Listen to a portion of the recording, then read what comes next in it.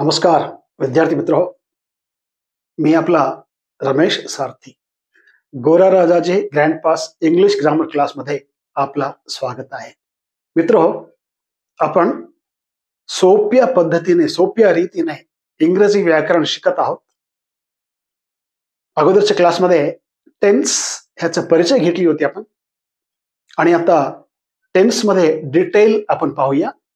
Tense मधला पहिला आहे सिंपल प्रेझेंट टेन्स, साधा वर्तमान काळ. मित्र हो, एक वही घ्या, पेन घ्या आणि लिहून घ्या. कृपया लिहिणं विसरू नका, कारण का पुन्हा तुम्ही विसरता. सो सिंपल प्रेझेंट टेन्स, साधा वर्तमान काळ. मित्र हो, अगोदर मी सांगितलं टेन्स म्हणजे वाक्यरचना. टेन्स म्हणजे इंग्रजी ग्रामर मध्ये ज्याला पाया म्हणतो आपण, बेसिक, ते पाया आहे. हे वाक्यरचना म्हणजे कशी करतात, ज्यांनी पहिली वेळेस म्हणजे फर्स्ट टाइम शिकत आहात त्यांनी थोडस काळजी द्या.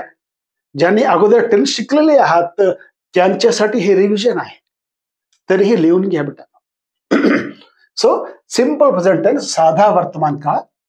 आणि जेव्हा आपण टेन्स शिकतोय किंवा व्याकरण शिकतोय तेव्हा गणिताप्रमाणे काही सूत्र असतात.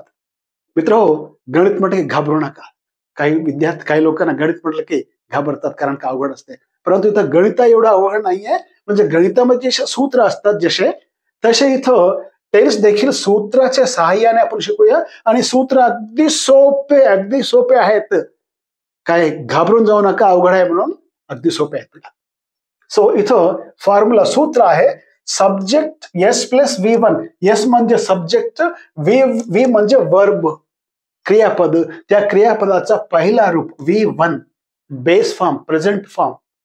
जसे गो, कम, ईट, स्लीप असे असतात ना, तसे हा V1. Subject plus V1. मित्र एवढं लक्षात ठेवा, काहीच लक्षात ठेवू नका, फक्त सब्जेक्ट प्लस V1 लक्षात ठेवा. हे साधा वर्तमान काळ आहे.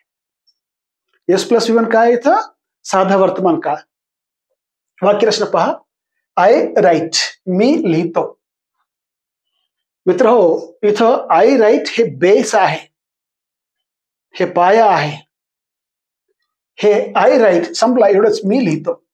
आता पुढे आपल्याला या वाक्याला वाढवता येते बेटा. I right a poem, I right a book. असं जर आपण म्हटलं तर इथं हे आय राईट अ पोयम जर म्हटलं, ए पोयम म्हणजे ऑब्जेक्ट, ते SVO, S plus V plus O होते बेटा. आता त्याला म्हणजे आय राईट नंतर पण हे पोयम वाढवलं, सब्जेक्ट म्हणजे ऑब्जेक्ट वाढवलं, SVO झाले. आणि समजा मी SVO च्या ऐवजी आय राईट पोयमच्या ऐवजी I write in the evening, I write in the evening, मी संध्याकाळी लिहितो. काय म्हटलं मी? I write in the evening. हा आय राईट तर मूळ आहे बेटा, इन द इव्हिनिंग म्हणतो इथं मी. काय ए पोयमच्या ऐवजी काय म्हटलं इथं मी? इन द इव्हिनिंग म्हटलं, संध्याकाळी, मी संध्याकाळी लिहितोय. इन द इव्हिनिंग ऑब्जेक्ट नाहीये, म्हणून बेटा इथं मी हे जे सूत्र आहे एस प्लस V एवढंच दिलं, इथं O दिलं नाही. कारण का हे जे सब्जेक्ट आणि वर्ब नंतर इकडचे जे शब्द असतात ते बदलू शकतात. SV म्हणजे I write in the evening म्हणजे मी संध्याकाळी लिहितो, तर SVO नसून ते SVA होतो बेटा. इन द इव्हिनिंग म्हणजे ते ॲडव्हर्ब होतोय. सो इथं तुम्ही फक्त लक्षात ठेवा सब्जेक्ट प्लस V1, मी लिहितो. आता इथं आपण वाक्य वाढवू शकतो, दॅट इज डिफरंट. परंतु पाया काय असतो बेटा? आय प्लस इथं सब्जेक्ट प्लस V1, मी लिहितो. आणि त्याच वाक्याला आपल्याला निगेटिव्ह करता येते बेटा. जसे मी लिहितो, मी लिहित नाही. मग इंग्लिशमध्ये काय केलं आपण? I do not write. पहा इथं मित्र हो, वाक्यरचना मी अगोदरच म्हटलेलं आहे. वाक्यरचना म्हणजे इंग्रजीच्या साधा वर्तमान काळामध्ये एखादी वाक्याला निगेटिव्ह, नकारार्थी करायचं असेल तर त्या वाक्यात एका सहाय्यकारी क्रियापदाची आवश्यकता असतो बेटा. कारण का या वाक्यामध्ये सहाय्यकारी क्रियापद नाहीये. तर इथं आपण काय घेतलं? डू घेतलं बेटा, सहाय्यकारी क्रियापद. काय घेतलं? Do. I do not write. Not नकार शब्द आहे. आय डू नॉट राईट, मी लिहित नाही. लक्षात ठेवा बेटा, हे डू आहे ना, हे सहाय्यकारी क्रियापद आहे. आणि जेव्हा केव्हा सहाय्यकारी म्हणजे साधा वर्तमान काळ निगेटिव्ह किंवा क्वेश्चन, नकारार्थी किंवा प्रश्नार्थी जेव्हा आपण करतोय तेव्हा एक सहाय्यकारी क्रियापदाची आवश्यकता असतोय. आणि या काळामध्ये सहाय्यकारी क्रियापद नसतोय, म्हणून कोणता घेतोय? डू घेतोय. हे विसरू नका, लिहून घ्या. तसेच हे निगेटिव्ह सेंटेन्स झाल्यानंतर ह्याला आपल्याला म्हणजे एका वाक्याला पॉझिटिव्ह करता येते, निगेटिव्ह करता येते, क्वेश्चन प्रश्नार्थी वाक्य पण करता येते. इथं प्रश्नार्थी वाक्य बघूया बेटा. आय डू नॉट राईट, इथं प्रश्नार्थी वाक्य डू आय राईट. विद्यार्थी मित्र हो, हे प्रश्नार्थी वाक्य इथं लक्षात घ्या. इथं डू आहे, इथं अगोदर घेतलो आपण, इथं आई आहे, इथं सेकंडला घेतलोय, डू आय राईट म्हटलेलं आहे बेटा. हे इथं थोडं लक्षात ठेवा. जेव्हा तुम्ही डायरेक्ट इंग्लिश स्पीच शिकता तुम्ही, तेव्हा हे तुम्हाला अत्यंत महत्वाचे असतात. हे कसे असतात आपण तेव्हा बघूया बेटा. आणि या प्रश्न जे आहे ह्याला डब्ल्यूएच प्रश्न पण करता येते. डब्ल्यूएच प्रश्न म्हणजे हे जे प्रश्नार्थी वाक्य आहे त्या प्रश्नार्थी वाक्यापुढे एखादी डब्ल्यूएच शब्द लिहून टाका. What, where, why, which, when, who, how असे जर शब्द लिहिलं तर डब्ल्यूएच प्रश्न होतोय. व्हॉट डू आय राईट, मी काय लिहितो. व्हॉट डू आय राईट, मी काय लिहितो. अशा प्रकारे हे बेस म्हणजे एका वाक्याला नकारार्थी करता येते, प्रश्नार्थी करता येते, डब्ल्यूएच प्रश्न देखील करता येते. हे इथेच आपण शिकतो. टेन्स म्हणजे वाक्य रचना. आणि तसंच बेटा जसे हे इंग्लिश आणि मराठीमध्ये लिहून घ्या. तसेच जसे आई आहे, आई म्हणजे मी, वी, आम्ही, यू, तू किंवा तुम्ही. वी राईट, आम्ही लिहितो. Same. We do not write, आम्ही लिहित नाही. डू वी राईट, आम्ही लिहितो का. व्हॉट डू वी राईट, आम्ही काय लिहितो. यू राईट, तुम्ही लिहिता. यू डू नॉट राईट, तुम्ही लिहित नाही. डू यू राईट, तुम्ही लिहिता का. व्हॉट डू यू राईट, तुम्ही काय लिहिता. आय, वी, यू हे 3 झाले बेटा सर्वनाम. इकडं आता इथं ही, शी, इट आणि दे आहेत. आणि ह्याच्या अगोदर इथं एक नोट आहे पहा बेटा, इम्पॉर्टंट नोट, IMP नोट. हे नोट टिप आहे. हे मराठीमध्ये पण लिहून घे, मी सांगतोय. काय म्हटलेलं आहे इथं.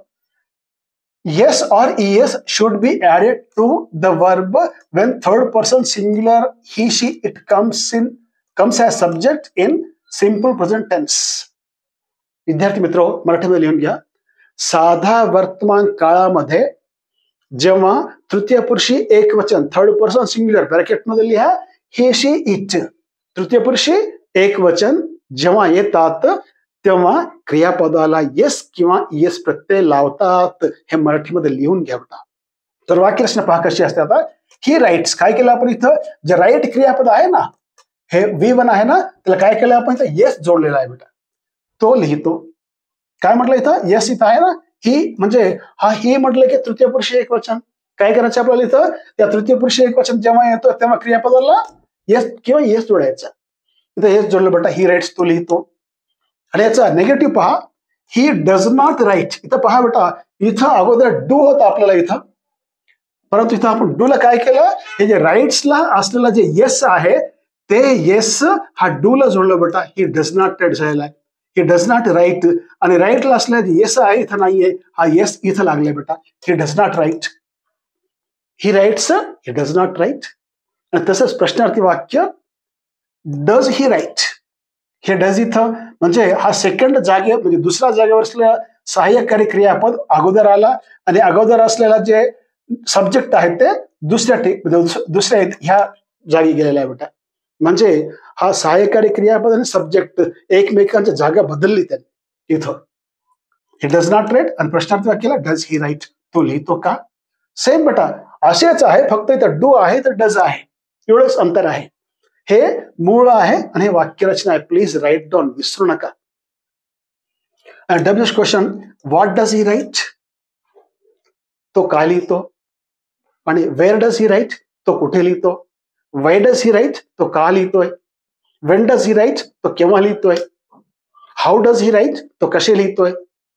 असे प्रश्नार्थी जर शब्द बदलले तर त्या वाक्याचा अर्थ बदलत राहतोय आणि कितीही वाक्य आपल्याला तयार करता येतोय. समजा आपल्याला जर मूळ हे माहिती आहे, पाया जर आहे, तर त्या पायावर तुम्ही किती विटा रचू शकता, किती मोठं बिल्डिंग बांधू शकता.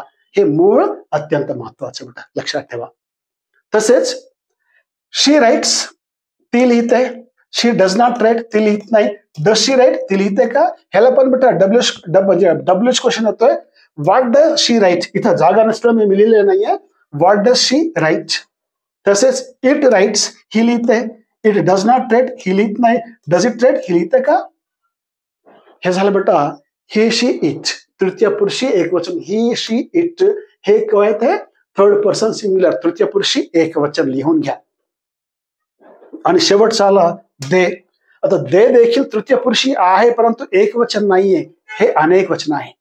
काय बेटा हे तृतीय पुरुषी आहे परंतु अनेक वचन आहे आणि याला क्रियापदाला येस किंवा येस प्रत्यय जोडायची काहीच गरज नाहीये.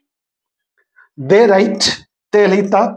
असेच बेटा आय वी यू आणि दे ह्या जेव्हा येतात तेव्हा क्रियापदाला येस किंवा येस जोडायचा नसतोय. ही शीट आला तर जोडायचं असतो ते किंवा फक्त साधा वर्तमान काळामध्येच, फक्त आणि फक्त कुठे साधा वर्तमान काळामध्येच, बाकी कोणत्याही काळामध्ये जोडायची गरज नाहीये. दे राईट ते लिहितात, दे डू नॉट राईट ते लिहित नाहीत, डू दे राईट ते लिहितात का? मित्र हो, हे झालं वाक्यरचना. विसरू नका नेक्स्ट आपला जे क्लास असेल त्या नेक्स्ट क्लासमध्ये आपला हे सिंपल प्रेझेंट टेन्सचे उपयोग काय, ते कुठे वापरायचं, केव्हा वापरायचं, हे आपण पुढच्या क्लासमध्ये शिकूया बेटा. तोपर्यंत take care, all the best, अभ्यास करीत राहा बेटा.